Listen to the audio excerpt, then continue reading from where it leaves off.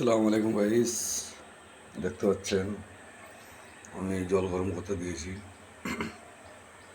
যেতে green tea করার জন্যে। এই যে গ্লাস,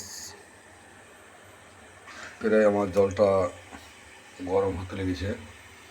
এই যে জলটা অনেকটাই গরম হয়ে গেছে। এবার আমি গ্রিন টিটা ছেড়ে দেবো। এই যে গ্রিন টিটা ছেড়ে দিলাম।